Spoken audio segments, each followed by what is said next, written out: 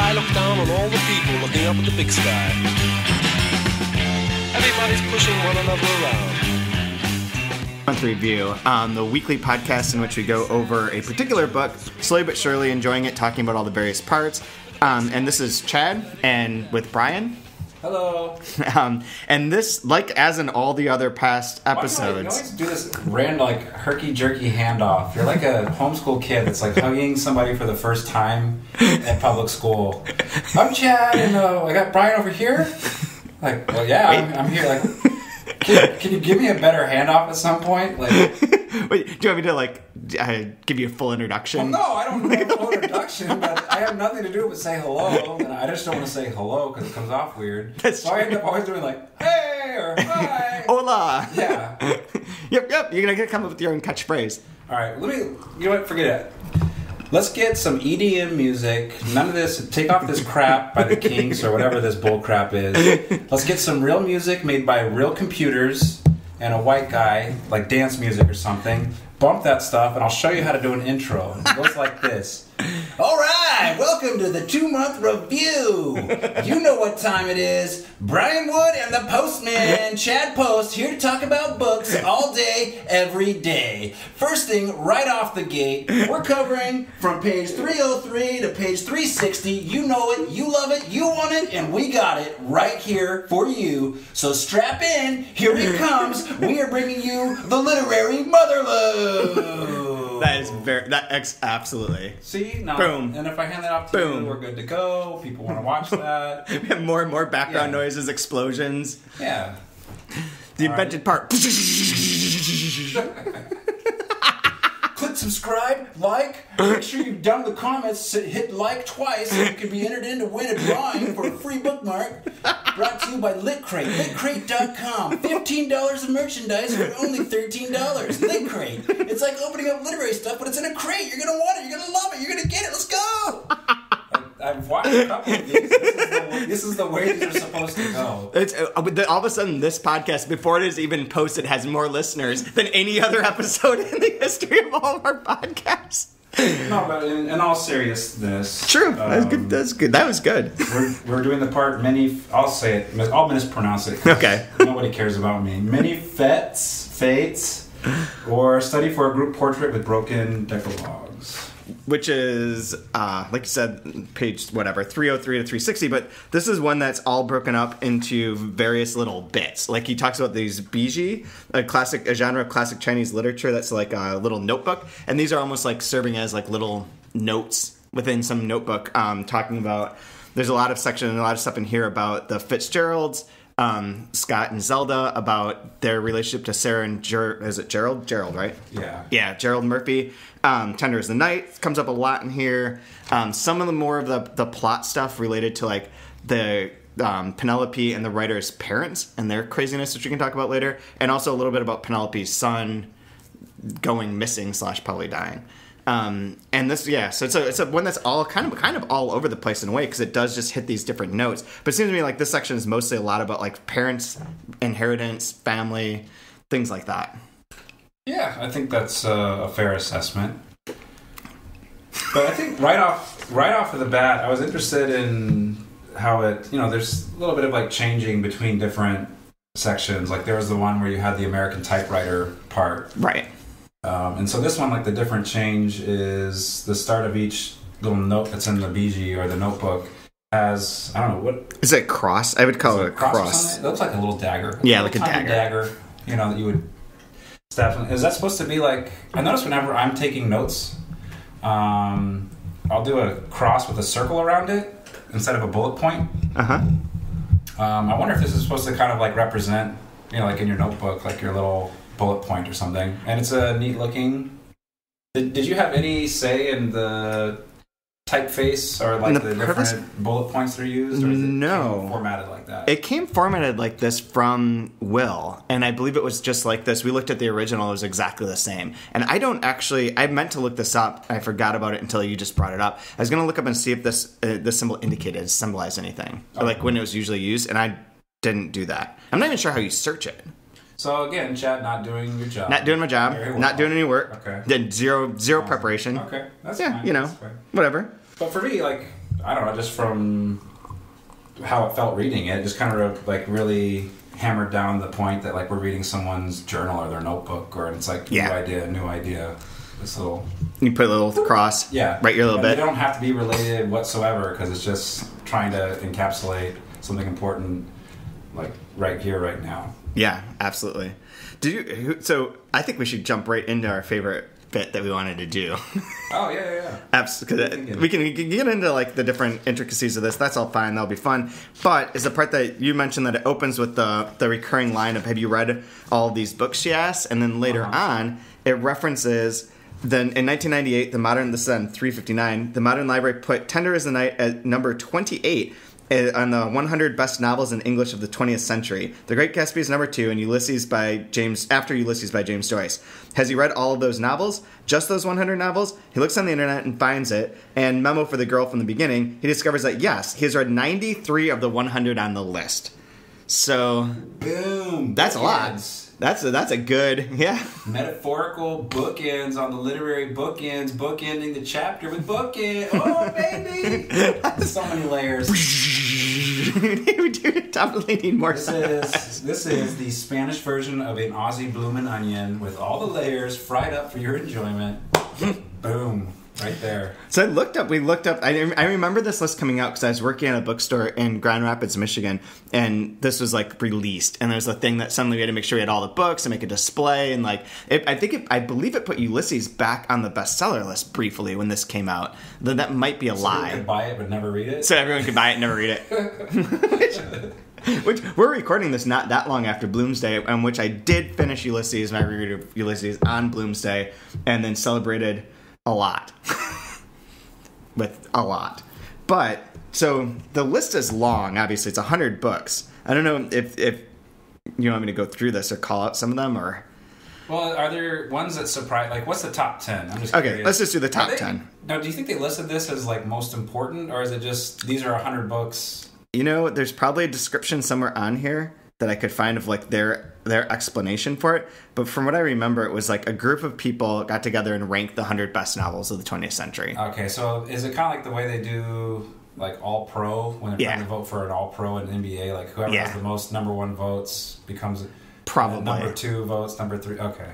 Maybe, yeah. Something like that. We'll know very quickly, like, if the first 10 are widely regarded as important, and the last 10 are like, I've never heard of any of this shit. Okay, let's do top 10 last 10. Let's do top 10 last 10 and how many of them you've read. Okay, all right. Ulysses by James Joyce. Nope. Yep. Okay. Great Gatsby by F. Scott Fitzgerald.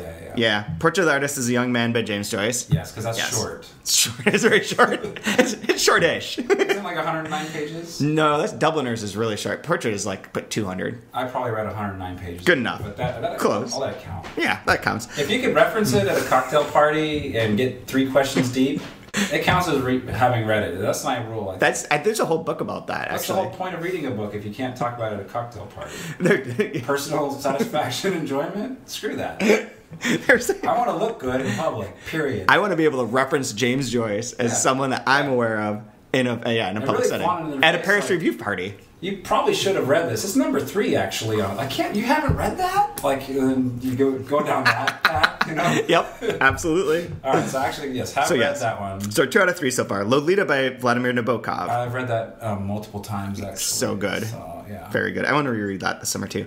Brave New World by Aldous Huxley. I know of it. I could talk about this at a cocktail party. That was a yes. I've read some of it. Book report in like the 9th grade, I think, or something. I think we read that in high school for the first time, and there's like a orgy scene in it, and that was very exciting. Like, whoa, hello, literature. Number 6 is The Sound and the Fury by William Faulkner. Yes. Almost. Many times. Catch-22, no, almost fits in perfectly with the book. Yes. Catch-22 by Joseph Heller. Yes. Yes. Darkness at Noon by Arthur, is it Kessler? That's how you say that? I don't know. I haven't read that. I haven't either. I don't know anything about it, actually. I'm going to sound really dumb, but that's fine. I'll put it out there. I know of it, but I don't know enough to... I don't want to say anything seriously. Sons and Lovers by D.H. Lawrence. I have not read. Is that the Lawrence of Arabia guy? It is, totally. Yep. Same Lawrence? Same Lawrence. No, I have not read Sons and Lovers. I've read a couple of the other books of his, but not that one. And then Grapes of Wrath by John Steinbeck. I have read it. That's actually a good book. Yeah. Oddly enough. I thought I wouldn't like it. Yeah. It's actually, don't even read Grapes of Wrath if you haven't read it. Just read the first paragraph. It's phenomenal. Oh, yeah. The opening paragraph is really beautiful. It's great writing. Right on. So, but yeah, I grew up. I was born like right by where he wrote all that stuff. So is it Sausalito? No, Salinas for the most part. But yeah. Whoa. Okay, so those ones we did pretty well at. Here's the last 10. Okay. 91, Tobacco Road by Erskine Caldwell. Nope. Ironweed by William Kennedy. Know of it, but nope. The Magus by John Fowles. Yes. I did The French Lieutenant's Woman by John Fowles. Right. I checked that off of the Fowles box and said, I'm never looking at you again. The Magus is okay. It's pretty good. White Sargasso Sea by Jean Reese. I have read that, actually. I have not. I've owned it for years, and I've never gotten around to it. It's really short. It's an accompaniment to Jane Eyre. The Rochester one. Jane Eyre. Okay, well, I'm from Rochester now. So. Yeah, so Rochester. It's a Rochester book. Under the Net by Iris Murdoch. Yes. No. Sophie's Choice by William Styron. No. I haven't even watched the movie. Me neither. That's not Rosemary's Baby either, right? No. Oh, okay. Well, the choice is easy for Rosemary's Baby. Kill it before it takes over the world. The Sheltering Sky by Paul Bowles is on my list. Why? Because I want to read it, but I'm not. I don't know anything about it. The Postman Always Rings Twice by James M. Cain. Now, is that one also a movie? Yes. Haven't seen that either. I'm same. Wow. The Ginger Man by J.P. Donlevy, another book that I've wanted to read for years and have not. No. Because I suck. And The Magnificent Ambersons by Booth Tarkington. Nope. Booth Tarkington sounds like... I know that this is a famous book and all, but Booth Tarkington would be a really good relief pitcher. No, actually, Booth Tarkington is the man that invented the copper rivet that goes on denim. Oh, okay. Booth Tarkington. The Tarkington fortune actually came from rivets. As miners were going out into the Black Hills before they went to the craze of the Klondike, Booth Tarkington came up with a wonderful way of using. He found that copper being softer, like good riveting. You can make up anything about Booth Tarkington outside of his important work, which we haven't read. And you'd probably believe it. It sounds completely believable. All right, so we have confirmed that this list is by importance. Is by importance, okay. and that's fair enough. Okay, then there was because people have to have a voice. You can't just tell people it's good. You have to let them tell you that you're wrong. The Modern Library opened this up to voting from readers to create their own top 100 list.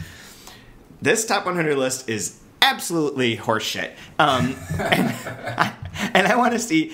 What do you think is the number one book on here? All right. The number one book, and this is voted on by readers? By readers. Let's leave that in quotation marks are broadly defined. First and foremost, what kind of reader is going to take the time to want to, vote or whatever? Not good ones. Well, this is 1998? 1998. So they had to probably mail in or something? I don't even know there was an internet then. The internet kind of existed then? Yeah. It was getting there. Yeah. I mean, they call the number. They call the phone number on their landline phone. I think it's going to be a bunch of douchebags. I'll go Atlas Shrugged, number one. Boom. Problem. Absolutely right. Atlas Shrugged by Ayn Rand is number one. All right. Coming in a probably close second, because who could tell the difference, is the Fountainhead. Oh, dear. Fair enough. Ayn Rand also appears at number 7 with Anthem and number 8 with We the Living. Okay. But more importantly, there's another author that has 3 books in the top 10. 3 books in the top 10 by 1990. Okay, it is not Harper Lee, who comes in at number 5 with To Kill a Mockingbird. Well, she only has 1 book, clearly. Yep. It is not George Orwell with 1984 at number 6. It'd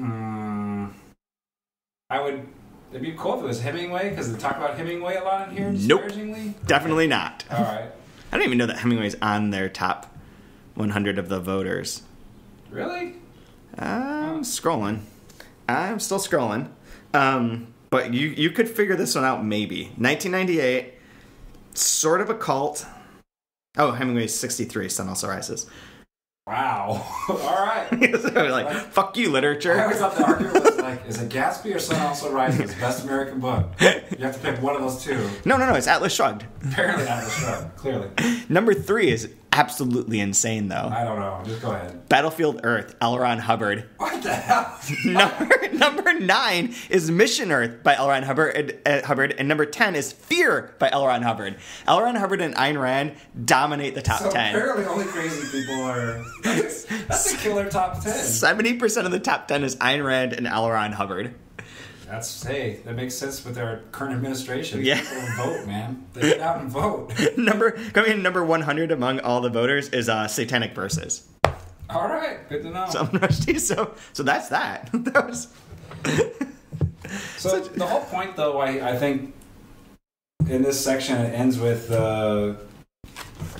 Tender as the Night being number 2 is like it was clearly just shit pan, right? Tender as the Night was number 28. I thought it was number 2. Gatsby is number 2. Oh, Gatsby's number 2. Yeah. Sorry. Yeah.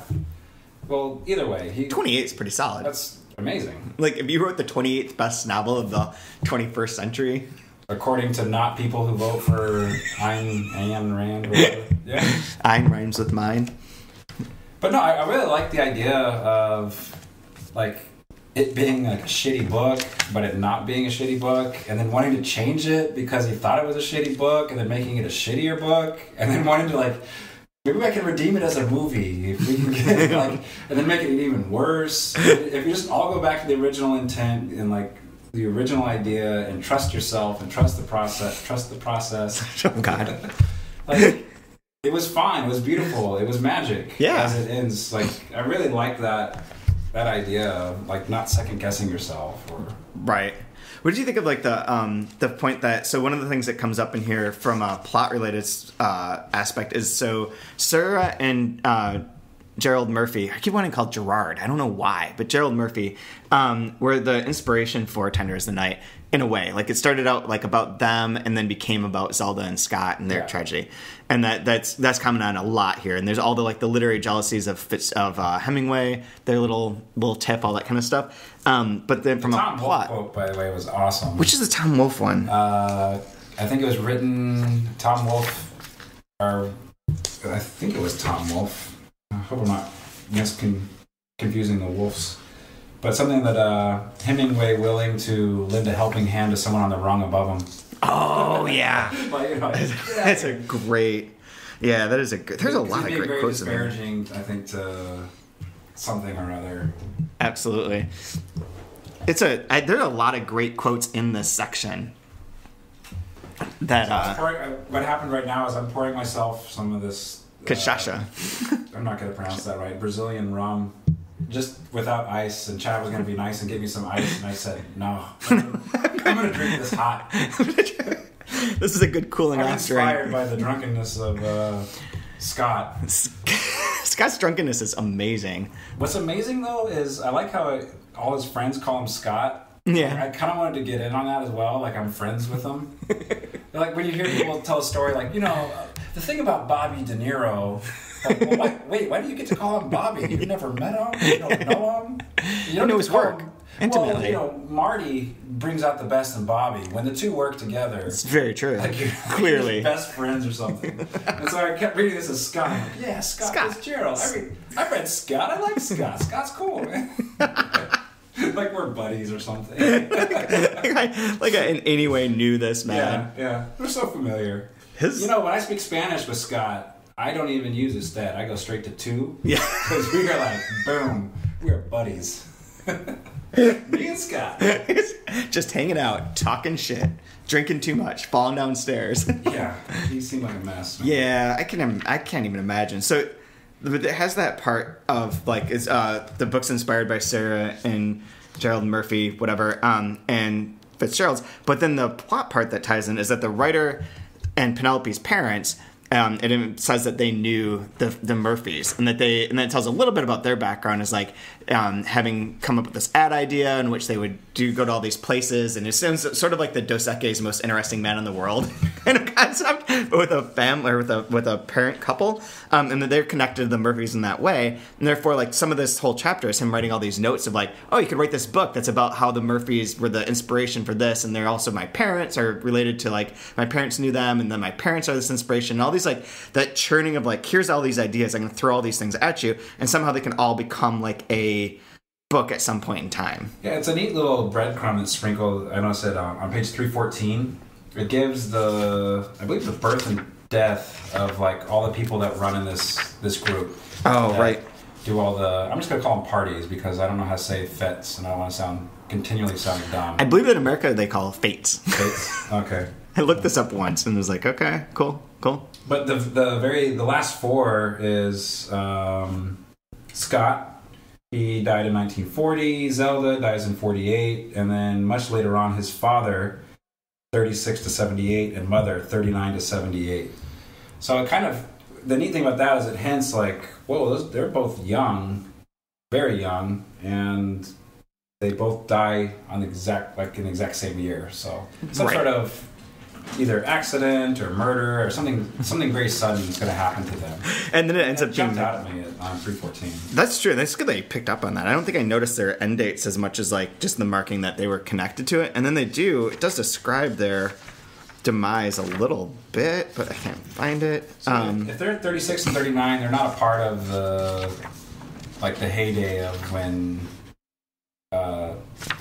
they would know the Gerald and Sarah characters, right? Because they lived longer. They died in 75. Yeah, because Scott dies in the 40s. Our buddy Scott. Yeah. Yeah. And I think the Murphys, I think she died in 1975. I forget when he died. But then on like 342 is the part that that sort of tells us about his parents. This is the story. Christmas Eve, 1977. His parents and their friends, models and artists and publicists and beautiful people, storm a prestigious department store branch and, within a few hours, are, quote, subdued by the forces of order. Note, but warning the political part, the most rotten part of all, will only take up a few lines, like something rarely seen or heard. He's been there before. He doesn't want to go back. He leaves it for the scavenger birds and animals of prey that deal in such things, for the new generations of patriotic resuscitators of the dear living dead. And then it goes on. Oh, here's the other part. This is important. Another note. This part of the novel, because he's talking about the novel he's going to write involving the Murphys and his parents and everything surrounding them and Tender is the Night and put it all together and jam it into a book. And this is the writer. This is the writer writing these things. This part of the novel, and it'll be very complex, will be built around the testimonies of hostages between terror and wonder, seeing themselves subdued by, quote, that couple from those ads on a sailboat, unquote. Some of them won't be able to stop admiring the perfect cut and tailoring of their guerrilla chic style uniforms. Someone will ask for their autographs and to take a picture with them. And his parents, of course, will comply. And they smile at the camera. And that oh-so-Murphyan photo will appear on the front page of daily and weekly newspapers in the coming days and weeks. Stop the presses. Oh, I do like this too. Sorry, one more. And subdued by the forces of order means that the army comes in with tanks and bazookas and many people die, among them several customers who were there buying Christmas presents. Amazing. So yeah, so you get that, like, I love in this book, like, how that aspect to the plotted parts of it that are like these enforced, intense things that happen, like Penelope and her son, and like where it's like, well, she, knowing that her son liked the writer more than he would ever like her, went off for a walk along the beach and came back empty-handed, and they never talk about it again.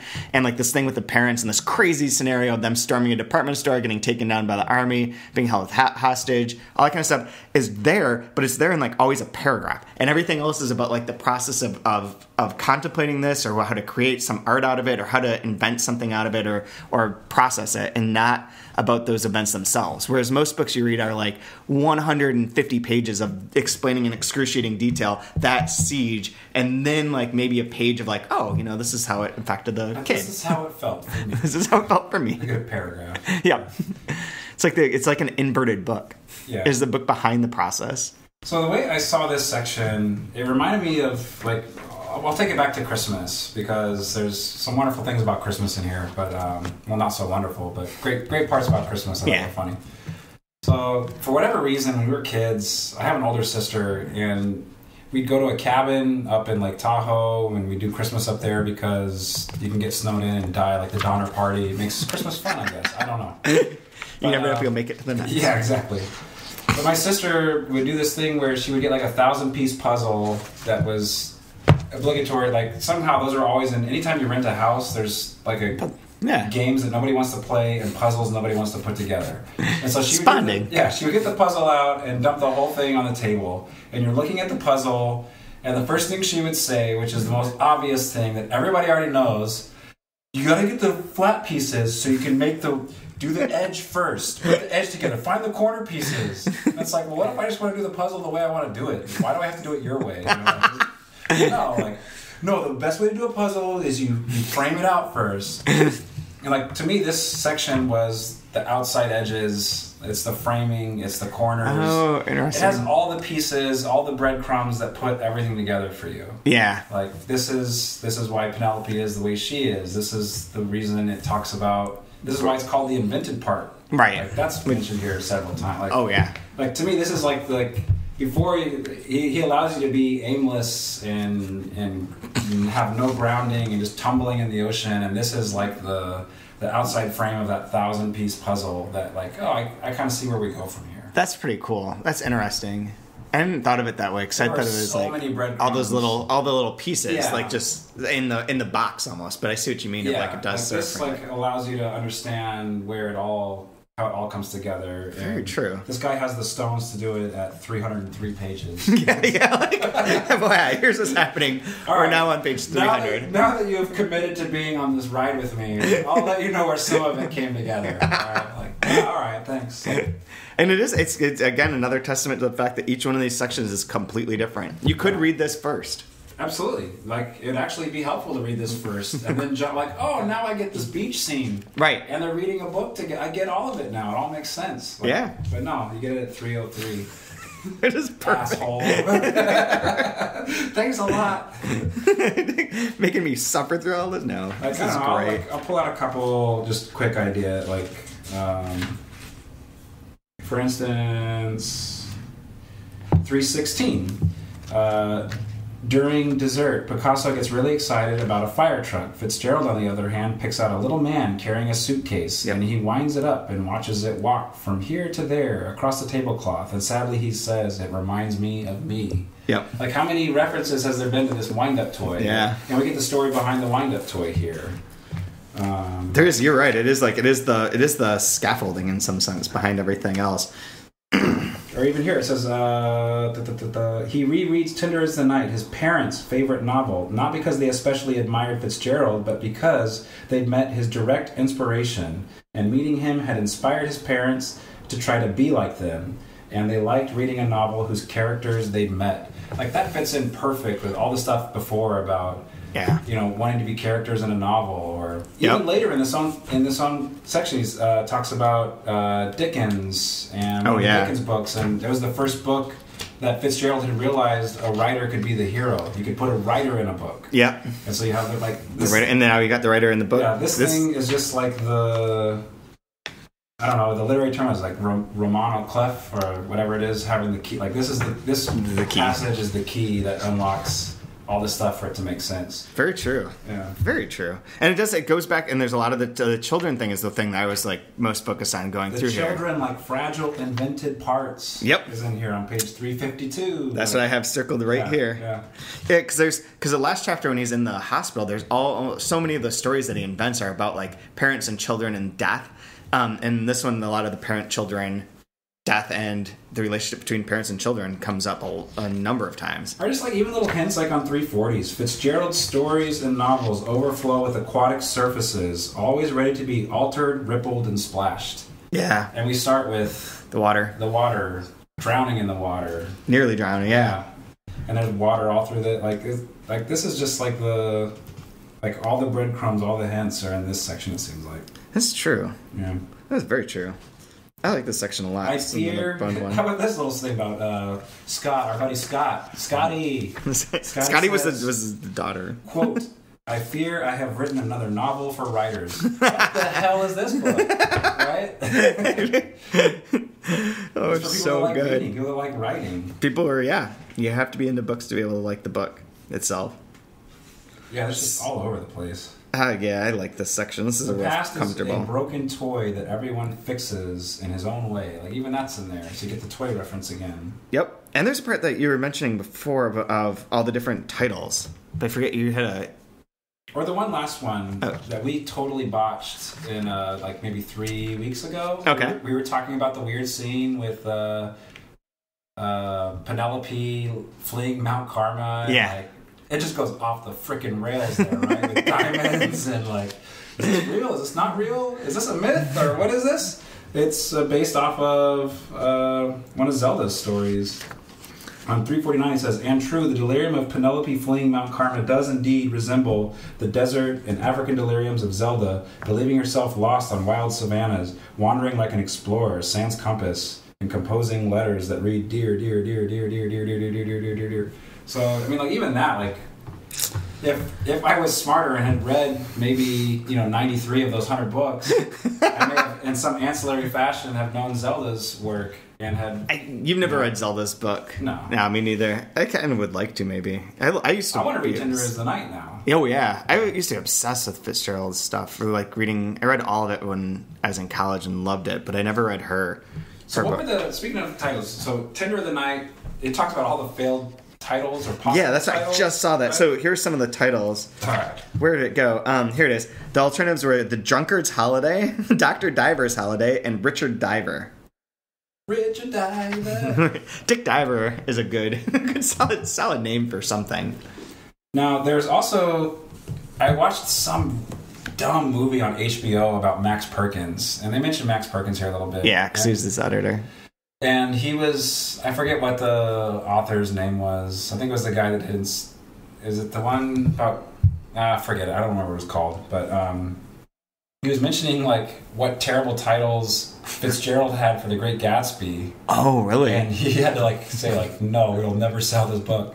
And so I looked it up. I was just out of curiosity, looked it up. So instead of The Great Gatsby, it was Among Ash Heaps and Millionaires, Trimalchio in West Egg, On the Road to West Egg, Under the Red, White and Blue, Gold-Hatted Gatsby, or High Bouncing Lover. High Bouncing Lover? High Bouncing Lover. Good thing he went with Great Gatsby. Yeah. A little better title. I think that works. Yeah, the alliteration seems, it really brings it home. Could you imagine if, like, the second best book of all time was High Bouncing Lover? I'm curious. I don't think that would happen. It might have been 99 if that were the case. Were there other titles for the Mended Part? No. Because it seems like it was... Not that we were ever told, because it came in as... several times, so it's definitely... Yeah, I think it was very much. But there'd be other titles potentially for the next two books in the trilogy, which are the Dreamed Part and the Remembered Part. Like, I could see those figuring out, like, what those are going to be to go on with. But no, I think the Invented Part really was based in that anecdote of the Invented Part was the most beautiful part of Tender as the Night or whatever. Yeah, I've got one of your authors was in town, and we were drinking and having fun or whatever, and we had a few bottles of wine. And, like, I wanted him to ask me about my work as a writer. I'm not... I'm a new writer. I'm not, like, important or anything like that. And so, like, I half-heartedly, like, well, ask me about my work. Like, under my breath, I'm hoping, like, he'll do that. And he finally does. And then I immediately was like, oh, shit, I wish he would have never asked me about my work, or who I am, what I do. And so he asked me what it was called. And so I gave him the title. I was like, it's currently titled The Joy Time Kill Box. And he's like, no, that's a terrible title. It's the first thing he says. No, you can't name it that. What are the other stories that are in here? And I start giving him some different title names. He's like, no, that's awful. That's awful. That's awful. just like cutting the core right to the bone marrow and just like filleting me open until finally, like, Walking Dogs. That's it. That's the one. Okay, that'll work. You're gonna go home tonight, sober up, and change it to Walking Dogs, and make sure it fits with everything else, and you can move forward from there. That was this wonderful, sane writerly advice. Yep. I remember that. I remember that specifically. It's like what's your title? What? No. Freaking Spanish authors are the worst. I hate Spanish authors. It makes reading this so difficult. I know it's written by a somewhat Spaniard. And so somewhat. Yeah. It's like, They get drunk and they have a way of just cutting right to your heart and being real. And as an American, I don't like being real, No. It's tough. Absolutely. We like things that are not real by any means. I prefer just fountainheading it if I can. Yeah. Oh, God. I don't know how long we've been going because this thing is set up in that stupid bar thing, and I don't know how you change that. But we probably should wrap it up. Yeah. I was going to say my favorite quote from this section is actually not from this section at all, but is the Fitzgerald quote, "There are no second acts in American lives." That's good. That's good. I liked twice in this. There's on page 319, he goes on this wonderful thing about children, and then goes, or something like that. Yeah. 341, which would explain his parents' passage from bon vivants to killing machines, or something like that. Just like I'll end on this quick little funny anecdote. So I was in a workshop during grad school, and I like using or something like that after doing something really important to kind of, to kind of cut it and kind of undermine it, right? Or something like that. Yeah, I think it's funny. It's nice. It has energy and like spirit to it. Right on. And like unilaterally throughout the entire workshop, like, you need to cut out this or something like that bullshit. Like, then they get on there, like even the professor was all about it. Like, you can't do a paragraph of something important and then just undercut it, because what's the point of me reading the paragraph before? I'm like, well, it's funny first of all. and so I went through and just cut it all out because everybody told me to. And then you see it here. Here it is. It's like, hell yeah. Maybe you are a Spanish writer in American skin. I hope not. I want to be American to the bone. Just full America. So. That reminds me of, as a final weird anecdote, is I saw this article that was talked about on this other podcast this morning about all the different slang that baseball scouts have, and most of the slang is awesome and crazy and off the charts, right? It always pops up during draft time. Yeah. Because when you're doing, like right now is NBA draft, and so it'll be high motor, bouncy, twitchy. One of my favorite ones on there is soft eyes. He'll never be good because he has soft eyes. Soft eyes? Like, what does that even mean? But the one that reminds me of is there's one... Pert eyes. Pert eyes. And a milk drinker is really bad. You don't want a milk drinker because that's someone who's too wholesome. They're no good. Oh, okay. Milk drinkers are bad. Soft-eyed milk drinkers. Soft-eyed milk drinkers suck. Absolutely. But there's one that's in there that's for me, which all scouts will say is like, well, he's a baseball player for me, or he's a number 3 hitter for me, as if like they're like just adding that on is like the most unnecessary. That's my guy? That's my guy. Okay. He's got a plan for me. Those kind of things. Is Frisson a writer for you? He's a writer for me. Yeah, I think so too. I like him because he doesn't have soft eyes, or he's not very milky. He's not a milk drinker. Not a milk drinker. Did we talk about his drink last week? Or did I find out about that afterwards? Afterwards. I found out that afterwards, that in Barcelona there's a new drink that one of a bartender friend made up. It's really long, confusing as hell, with a lot of parentheses. Yeah. In the recipe. It is. I'm going to find it in here. It is it's Mantra, after the book Mantra, which we will be publishing eventually after we do the trilogy. And it's tequila, pisco, is it pisco? Pisco? Ginger ale, and grapefruit juice. Sounds tasty. Sounds good. Yeah. Right on. We should have those next time. All right. For the last episode, we'll just drink mantras. Let's make and go out. The invented part that we'll figure out at the end of this. And there will be a part that's not in there. Yeah, that sounds good. I think that'll be perfect. We'll drown in it and lose our footing. Exactly. Turn your cell phone off, and you can have this drink. and talk about this book for a while. Yeah, this was I like this part because I think it had a lot of, it connected a lot of dots. I'm really excited about the next part too, which will end here. The next one is Life After People, or Notes for a Brief History of Progressive Rock and Science Fiction. That sounds awesome. Which is all the awesome things at once. A special guest for next week? We do. Next week's guest will be Tom Roberge, who is from the 3% Podcast and Riff Raff in Providence, Rhode Island. Oh, it's going to be a boring week. I'll carry it. Don't worry. I'll carry that next week. Got him. Tom. He's a big Pink Floyd fan, so he's mostly excited about talking about Pink Floyd, but also what's awesome is that he has only read these pages. He's read nothing else from the book. Oh, awesome. He just read this section because I told him to be on here for this, and he's like, okay, I can talk about this, but he has no idea what the typewriter font would be, or like any of the parts around this. He just knows these pages. Okay. And it's a nice short section too. Yeah, it's not that long at all. It goes to 403 from 360. Yeah, 40 pages. Alrighty, man. That sounds like a plan. Next week we'll be back. Till then, it's Chad. Brian, you did it again. Same thing. Just leave it. Just Jim. Cut the music.